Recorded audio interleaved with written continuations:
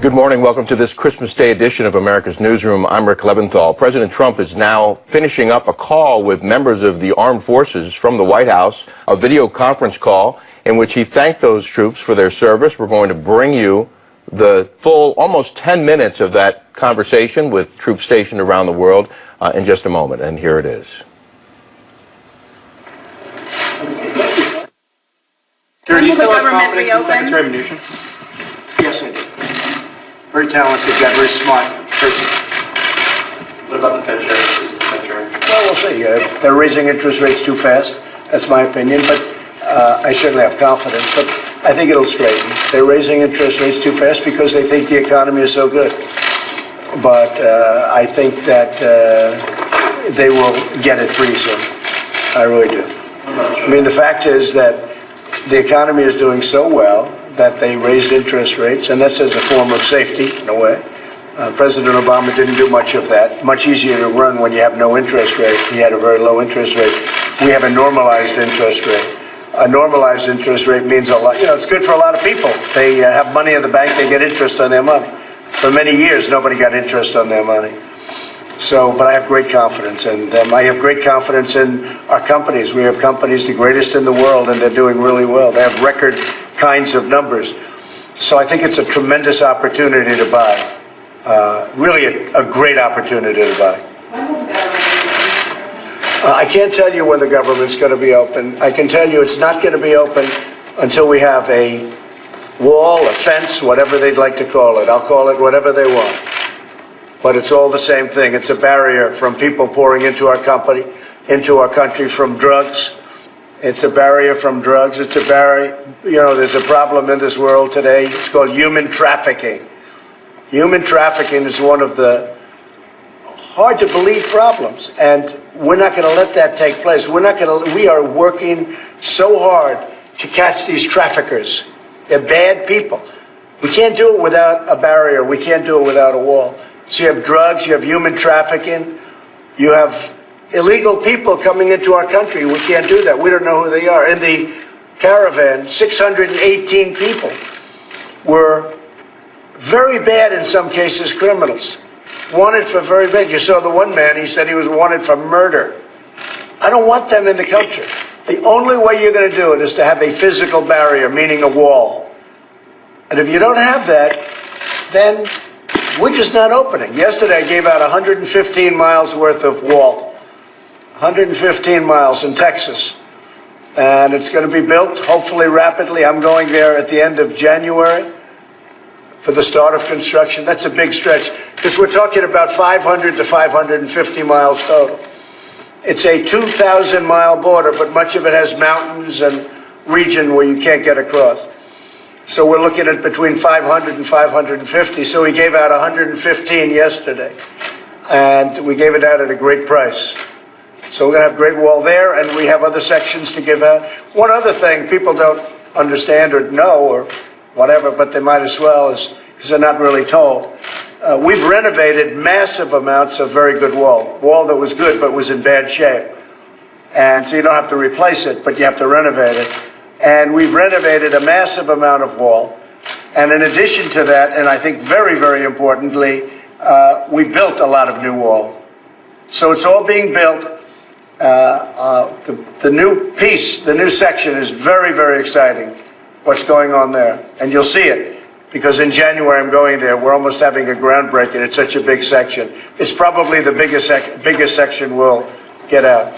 So while we're fighting over funding, we're also building. And it's my hope to have this done, completed, all 500 to 550 miles, to have it either renovated or brand new by election time. Okay? Who did that go to? Different people. Highly bid. Yeah. Mr. President, is the 5 billion number, is that concrete, not Well, you have to understand that's complicated, because we're getting $25 billion. It's already approved. But that's for everything. That's for Homeland Security. That includes, as we say, the bells and whistles. We have a lot of drones, a lot of everything in there. Plus, we have some wall money in there. But we want the wall money to be increased, because I want to finish it. But what people have to understand, it has been strongly started. A lot of areas, if you look at San Diego, it's now almost complete. And interestingly, it's California, which has been difficult to deal with because of the governor. Very, very difficult to deal with. But the people of San Diego came and they wanted the wall built. In fact, I was going to build it last, but then I determined, let's build it. They really wanted it built. Because if I built it last, they'd all be screaming for a wall. And you don't hear that. But the wall is beautiful. The job they've done is fantastic. So San Diego is largely built. It'll be completed very shortly. But they came to us, the people, and they were asking, they needed border protection. People were walking through Mexico right into San Diego, right over people's front lawns, by the hundreds and by the thousands. And they came to us, they asked for a wall. The only thing that's going to stop that, a drone isn't going to stop it. High technology is not going to stop it. The only thing that stops it's a wall. And when the Democrats talk about a wall, doesn't mean anything. Well, in Israel, they had a big problem. They put up a wall. 99.99% of the people were stopped from coming in. And we'll have the exact same thing. And we have a long, long border. But we'll have the exact same thing. Now, there may be the case of an Olympic champion who can get over the wall. But for the most part, it's you're not able to do it. Very high. It's going to be 30 feet. Much of it is 30 feet high. Some of it's lower. But in some areas, we have it as high as 30 feet. That's like a 3-story building. So we're making great progress on renovation, on fixing, and we're making great progress on building new wall. And most excitingly, we gave out our largest section yesterday, and that work is starting next week. And we'll have it completed fairly quickly. And what's your message to federal workers who have been impacted by the shutdown in some way? They're not going to pay or not? Well, I think they understand what's happening. They want border security. The people of this country want border security. You know, it's not a question of me. I'd rather not be doing shutdowns. I've been at the White House, and I love the White House, but I wasn't able to be with my family. I thought it would be wrong for me to be with my family. My family's in Florida, Palm Beach, and I just didn't want to go down and be there when other people are hurting. But it's going to all work out. But many of those workers have said to me and communicated, stay out until you get the funding for the wall. These federal workers want the wall. The only one that doesn't want the wall are the Democrats, because they don't mind open borders. But open borders mean massive amounts of crime. I mean, the Democrats don't want it because they don't want open borders. And yet, every one of those Democrats approved the wall, or a fence, or very, very substantial barriers. Every single one. I don't think there's one, but let's assume, let's use the word almost everyone approved a wall, or a fence, or exactly what we're talking about, as little as 3 years ago.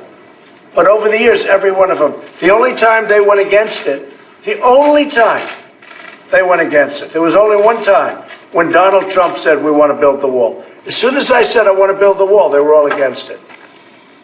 It's like, take another example. Take Comey. Everybody hated Comey. They thought he did a horrible job.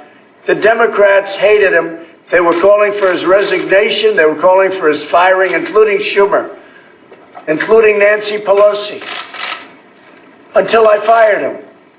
And once I fired him, everybody said, oh, why did you fire him? Why did you fire him? Take a look at some of these people. This is what we're doing now. Take a look at some of these people. Literally, the day before I fired him, they were saying he should be fired. As soon as I fired him, they said, oh, what did you fire him for? That was a terrible thing to do. It's a disgrace what's happening in our country. But other than that, I wish everybody a very Merry Christmas.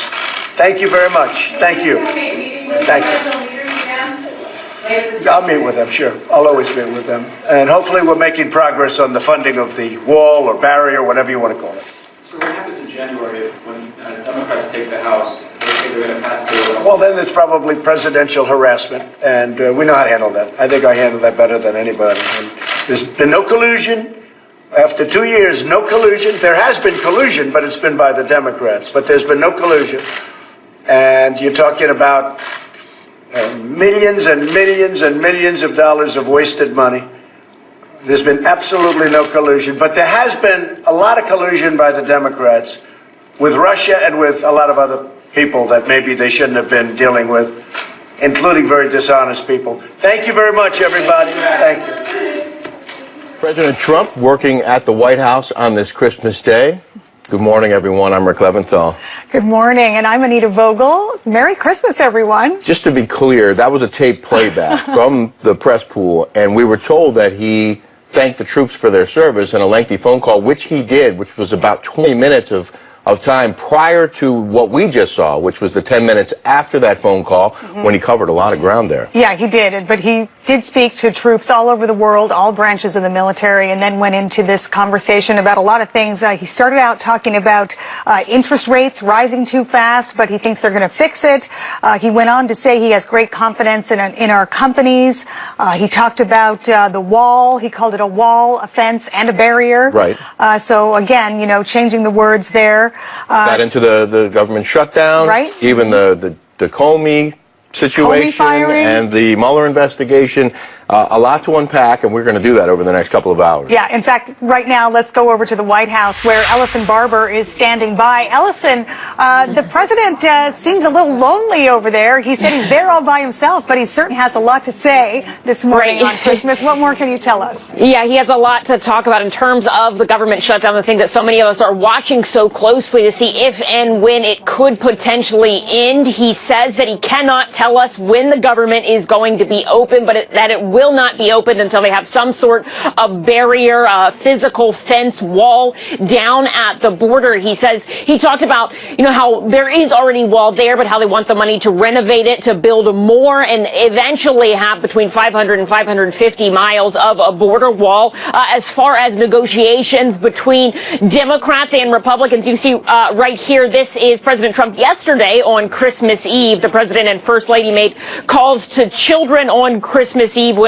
asked if there was any progress on the shutdown yesterday. During these phone calls, the president said nothing new and then added, we need border security. And that, of course, is more of what we heard today. We know that the White House gave Democratic Senator Chuck Schumer a counteroffer, reportedly around $2.5 billion for border security, new fencing, and then some sort of slush fund for immigration priorities. Democrats have said that they feel like they are hearing so many different things from different people at the White House about what the president will or will not accept, that they say it's difficult to know where the White House stands at this point. We have long heard the White House talk about the big $5 billion number, saying that they needed that. But the big sticking point for the White House has been and remains to be wanting some sort of physical barrier at the U.S.-Mexico border. Anita? Well, never a dull day at the White House, not even on Christmas. Ellison Barber, thank you so much. You bet.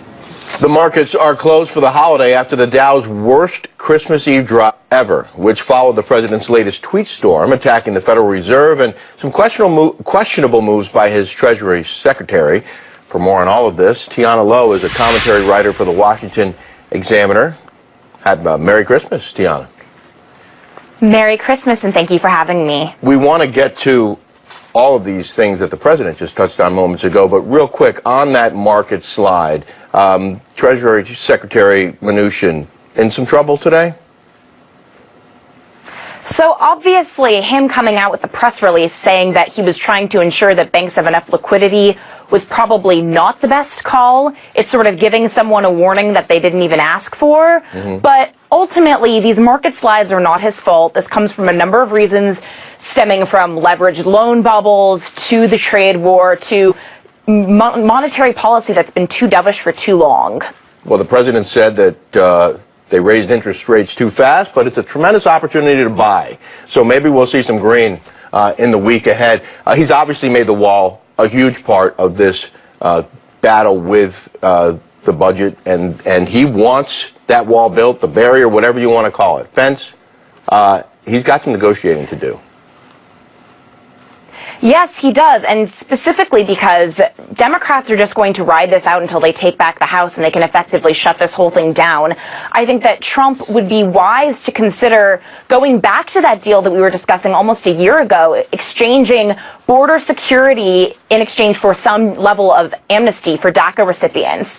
I think that right now, on the table making changes to legal immigration isn't really going to be that effective. But if Trump's number one priority is to fulfill this key campaign promise of a physical barrier on the southern border, he's going to have to bring Democrats to the table and make a deal. How optimistic should we be, and what's the sense in Washington as to how long this negotiation might take? I mean, I wouldn't hold my breath on this simply because Democrats have made it pretty clear that they are not willing to concede. Trump's comments earlier that he would own the shutdown in his meeting with Nancy Pelosi and Chuck Schumer likely did not help him because now Democrats can just blame Trump for the shutdown. However, I think in this White House, anything is a possibility. I've been surprised before, and I wouldn't be surprised if something actually did come through if he's willing to bring Democrats to the table and make a deal. A lot of pressure on both sides. Tiana Lowe, thanks for your time today. Merry Christmas. Merry Christmas. Meanwhile, a court victory for the family of Otto Warmbier, a federal judge ordering North Korea to pay more than $500 million in a wrongful death suit filed by the parents of the American college student. Warmbier died in June of 2017, shortly after being released from 17 months in captivity in North Korea. Rich Edson is in Washington following this story. And Rich, what a sad story. Of course, we all remember this one. Yeah, it really is, Anita. And the judge says Otto Warmbier traveled to North Korea a healthy, athletic student of economics and business with big dreams, smarts, and people skills. And when he returned to the United States in 2017, he was blind, deaf, and brain dead. Chief Judge Beryl A. Howell also writes, quote, North Korea, more likely than not, barbarically tortured Otto to extract a false confession.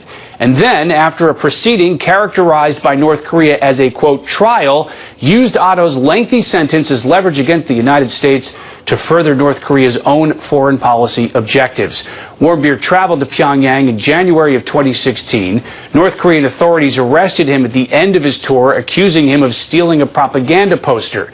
Nearly a year and a half later, officials say the U.S. learned Warmbier was in a coma and demanded his release. He returned to the United States and died days later. It's unclear if North Korea will pay the Warmbiers any of that award.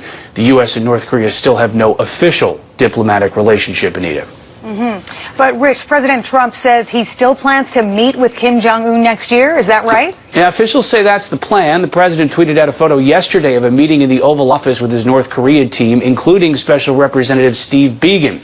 The president says the administration is making progress and that he's looking forward to his next meeting with Kim Jong-un.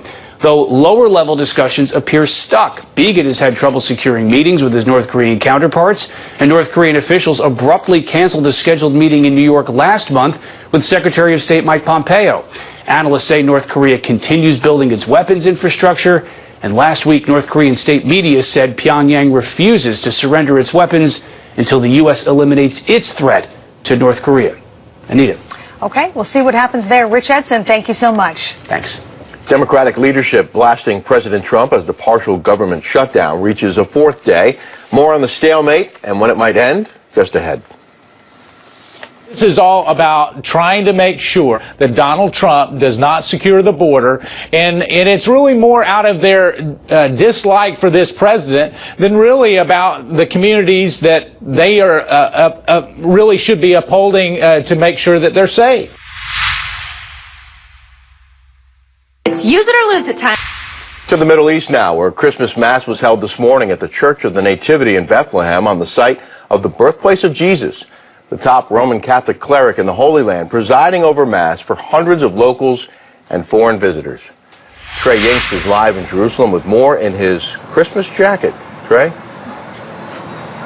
Rick, Merry Christmas. From Vatican City to Bethlehem and thousands of cities in between, people kicked off Christmas by celebrating using traditional Christmas time ceremonies. We saw that last night in Bethlehem and also today in Vatican City, where the Pope did lead an address before a crowd of thousands of people on the balcony of St. Peter's Basilica there at the Vatican. Monday night in St. Peter's Basilica, Pope Francis led the traditional Christmas Eve Mass. Now the Pope focusing his remarks on Western consumerism, asking churchgoers how much of the material they buy is actually needed.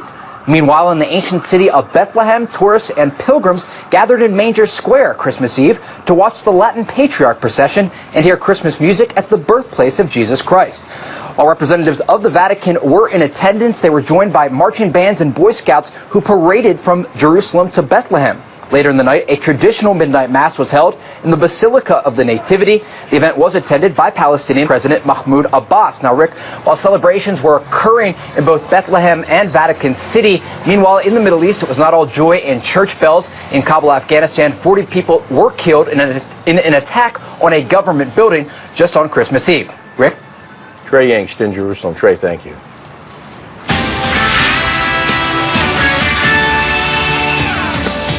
Democratic leaders Nancy Pelosi and Chuck Schumer ripping President Trump yesterday as the partial government shutdown continues. The House and Senate minority leaders releasing a joint statement saying, quote, "It's Christmas Eve and President Trump is plunging the country into chaos. The stock market is tanking and the president is waging a personal war on the Federal Reserve after he just fired the Secretary of Defense." Okay, let's bring in our political panel. Kelly Jane Torrance, Spectator USA contributor, and Robin Byro, Democratic strategist and former Obama campaign regional field director. Merry Christmas to both of you, and thank you for joining us today. Merry Christmas. Merry Christmas. Okay, Merry Christmas. some things to discuss here, some strong language from Nancy Pelosi and Chuck Schumer, plunging the country into chaos. Is that a fair statement? And Kelly Jane, let me start with you. Yeah, there's definitely some volatility going on, Anita. I'll say that. You know, I thought it was striking.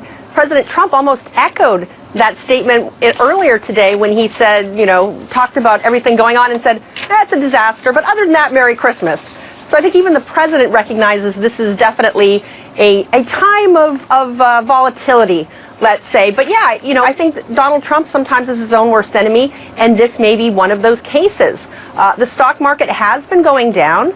Of course, when it was going up, President Trump was very happy to take credit solely for that. When it goes down, he's a little less likely to take that credit. But it was going down, but it was really, I think one of the reasons it had that huge drop yesterday on Christmas Eve was Donald Trump's tweets about the Fed.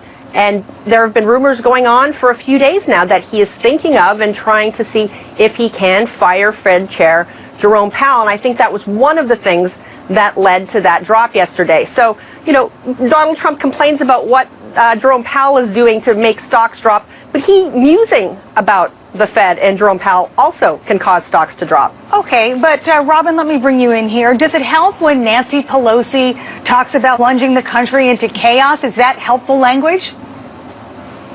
You know, honestly, Anita, I don't see that as being helpful. It's not dishonest. It's just not helping to move things forward. And that's what Americans really want to see right now. They want these jokers to get to work and get this done. It doesn't matter who's to blame. I don't think anyone really cares about the blame game right now. They just want to see these guys get to work. And you know, just anecdotally, I loved that the congressman who said that he'd like to see the congressional gym and sauna also be shut down so that those guys can feel some of the pain. And as a reminder to the viewers, please be kind to your TSA agents this weekend because they're all on furlough as well.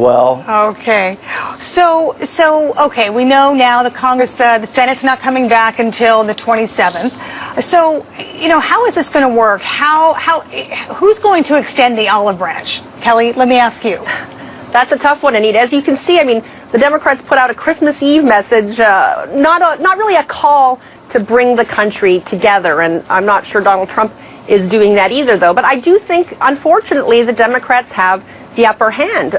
First, Donald Trump said that he would be happy to shut down the government to secure funding for his wall. You know, basically saying he'll take credit for the shutdown. I think since then, some of his advisors have told him that shutdowns aren't always very popular amongst the public. But, you know, just last week, the White House was willing to support a spending deal that, you know, only until the beginning of mid-February, but that did not include border wall funding. And in fact, it was when some of people in his base and conservatives and others who voted for Donald Trump because he said at almost every campaign stop that he was going to build a wall, and people, of course, on this network, like Laura Ingraham, said this is incredibly disappointing. Only then did he change his mind and say, I'm not going to sign spending bill without the border wall funding. So Democrats are not willing to compromise, I think partly because just last week he was going to sign a bill without the wall. So they do have the upper hand, I think. Okay, Robin, real quick, you know, the president has foregone his vacation. He's back in Washington, staying there, hunkering down, trying to get some kind of a deal going. What do you see happening when the Senate reconvenes on Thursday?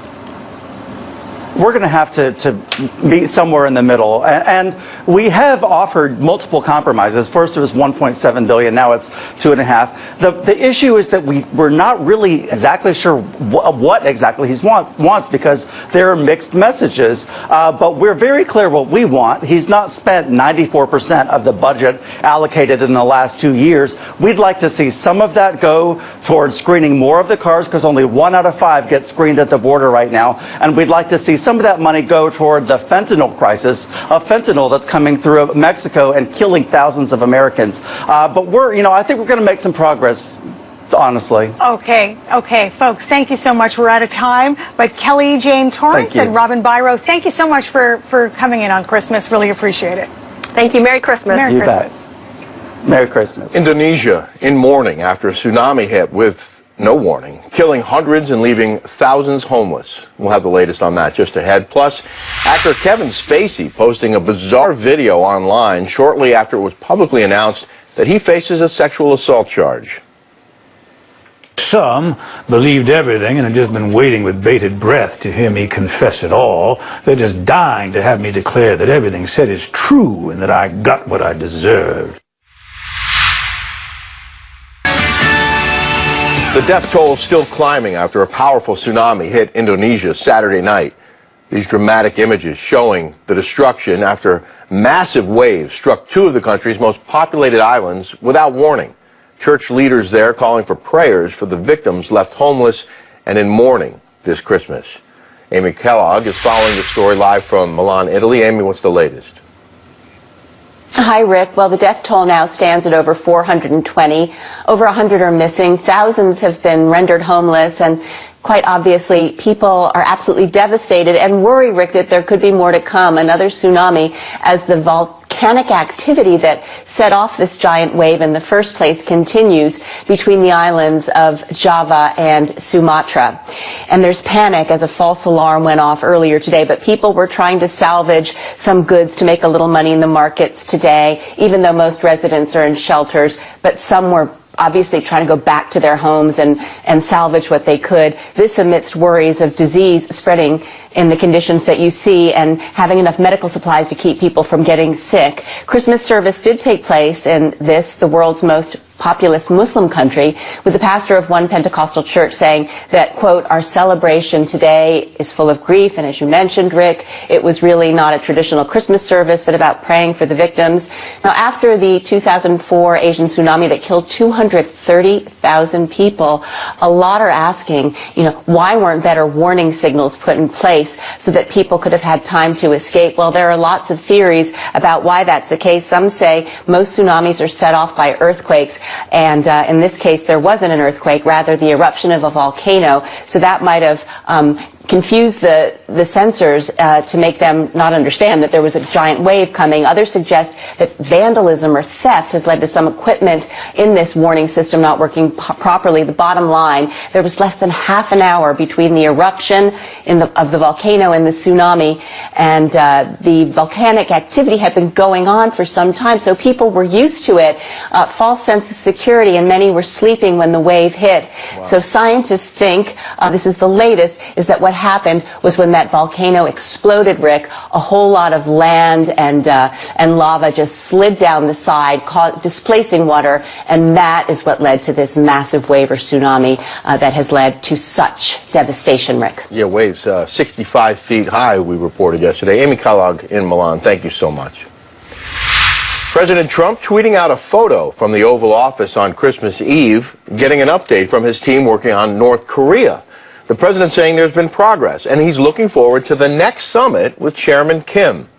This just hours after a judge ordered Pyongyang to pay $500 million to the family of American Otto Warmbier, who died last year after 17 months in North Korean detention.